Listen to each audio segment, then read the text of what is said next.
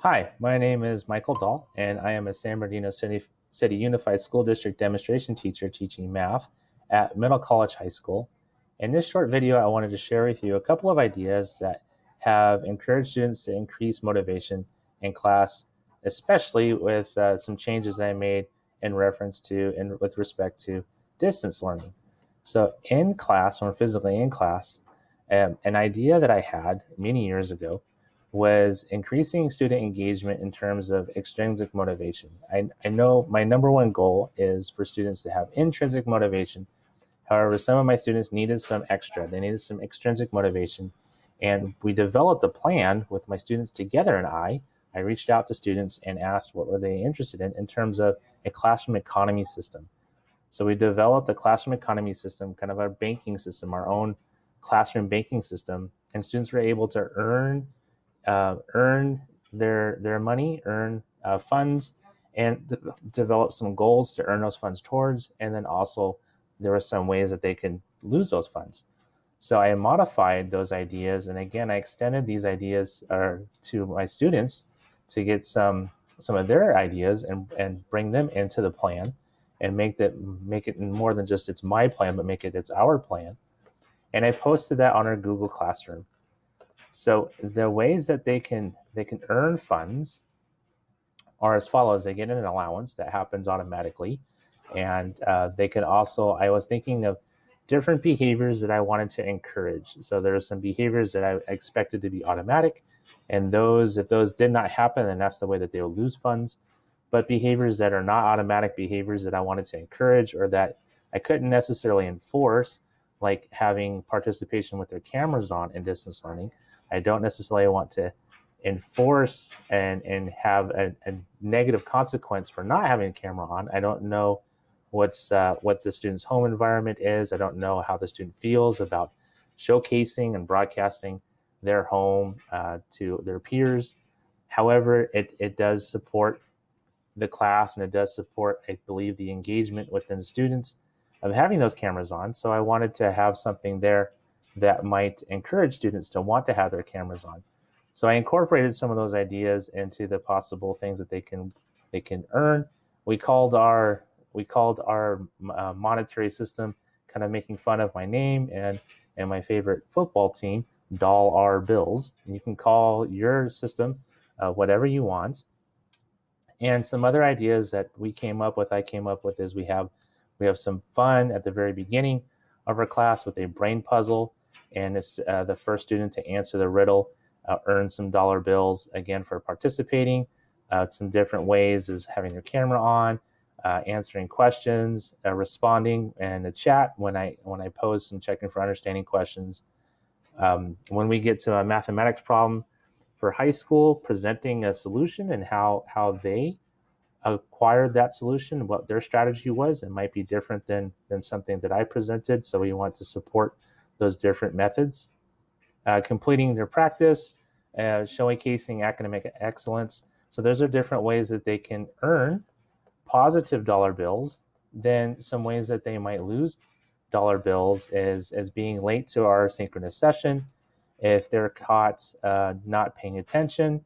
So if I randomly call on a student and there's no prompt answer, or if it's obvious that their cameras are on, they have their cameras on to try to earn dollar bills, but then with their camera on, they're showing that they're not paying attention, they're off task, then they would go back and they would lose. Posting something that was off topic in a chat, or a class expectation infraction, so a disruption in class, something that I would have to deal with behavior-wise. Those are ways that they would lose dollar bills, and then they can earn some rewards. And so these are some ideas that I came up with. These are some ideas that students came up with.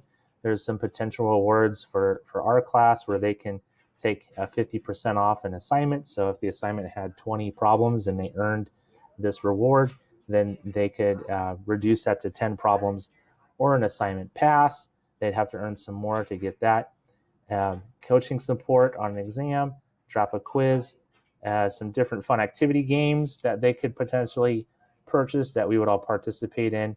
like switching places with the teacher, or on our having a preferred activity time, or on our weekly planner, there's a spot there where I include a meme or a picture, a theme for the week, and they can choose an appropriate one that we would add. So there's some things that they want to do, and some ways that they can earn these rewards, the ways that they can earn the dollar bills and keep progress of that, keep track of that, is through an online application, kind of like their online banking. For lower grades or for elementary school students, I might recommend looking into a free service called Bankaroo, where you can create a bank account. I created an example account. So here's an example student, and you enter the student's name, or you can enter just maybe their first initial, and you can assign a student an icon. And then there's ways that you can add funds and you can subtract funds. You can establish goals for the student. So if the goal was to earn the reward of getting, I'm not sure, getting some extra time, or getting maybe a free assignment or something, then those are goals that you can establish here. They can also try to earn badges. So the application, though, kind of looks maybe applicable for a younger age. So for my high school students, I preferred this other free website, which is called mykidsbank.org.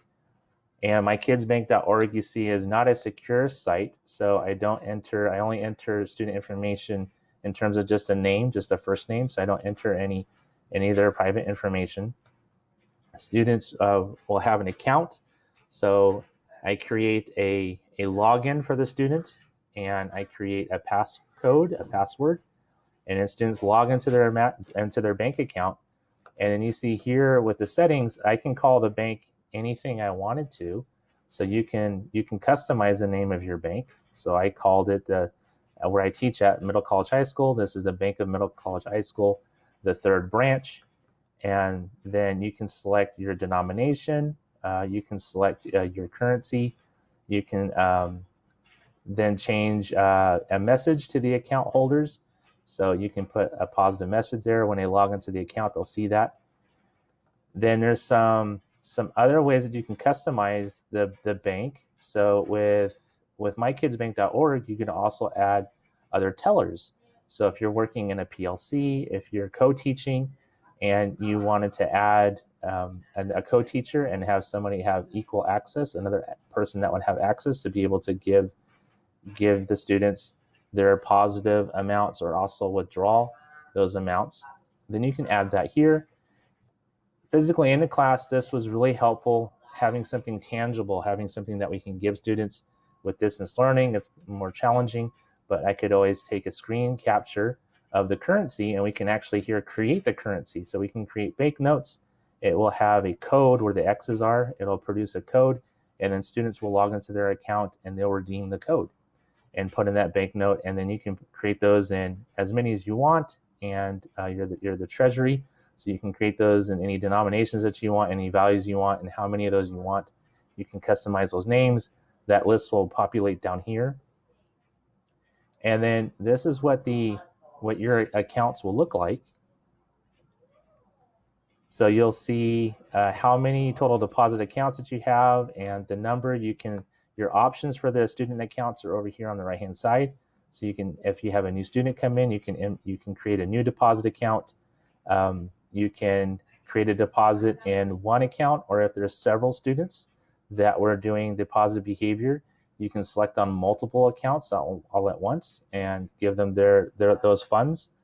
Also, you can do a withdrawal of one account or several accounts. So if I had 2 or 3 students that were tardy, then it's not that I need to go one by one. I can just I can click on this, and I can select. What happens is you have these check boxes next to the names, and then submit that withdrawal, or similarly submit the allowance, or submit the amount of money that you're going to be giving them, going to be paying them. There's also, in both applications, there's a way to establish an interest rate. So you can discuss interest and provide interest rates. It's not mandatory, but you can do that. Yeah, with With the My Kids Bank right here, you can print the login instructions and copy that and email it to students if you wanted to. I just posted kind of a general information on Google Classroom, and then use their login that they're already used to, use their student ID login and information for their account. Then when students click on their account balance, they'll see what they've created. Their name will show here, which is blurred out. They'll see their balance, they'll see what their current interest rate is, and then they'll see any activity. So if there has been an amount that's been added, if there's been an amount that's been withdrawn. So it does take a little bit of time when I enter in their amounts of money, and I don't want to pause during my lesson. I want a quicker way, actually, to input those and keep record of those. So a couple of ways that I keep record while I'm teaching lesson and keeping that lesson continuous is, one is I created myself just a Google Doc with a table, and I would have my student names here on the left, and some of the behaviors, some of the positive behaviors that I would want to promote on a routine basis, I have up here on the top, and maybe some of those behaviors that I want to discourage, I also have up here on the top. And then I just copy and pasted a bullet with a square. And so if this student were participating, then I can quickly just click twice and then right click and put a check mark for that person. And then I can come back later on my own time and go through and for all these students, click the check marks on their My Kids Bank to be able to pay them. Or another thing that has another tool, online tool that is free, that's been helpful in promoting student increased engagement, has been this website, Class Dojo.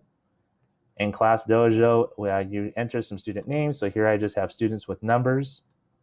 And then when a student does something that is on a positive nature, you can click on that student and you can give them their positive points. And you'll hear a little chime. So if the student was participating, then we'll see that, and I would showcase this for the students. Also, if a student did something with a behavior that we wanted to discourage, then we can quickly keep track of that record too. So these I entered. You can edit your skills. So if the student was inattentive, then we have that kind of negative sound, and we see that as well. Also, there's some tools that are really helpful in managing the class and promoting that engagement. So if I wanted to randomly select a student, then we have this random generator down here on the bottom. We can select multiple students. We can set a timer for a question. I use this random generator quite a lot. So to randomly pick a student, and then we have their options that populate right here right away. So if a student is able to be helpful, or the student is able to participate, then we can go ahead and give them their points. And then again, the students seem to really, for high school students, seem to really appreciate getting paid a little bit more than the points. So then later I will transfer those points to their pay. So those are a couple of ideas, and they've shown to be successful in generating some increased participation with students. And thank you for watching.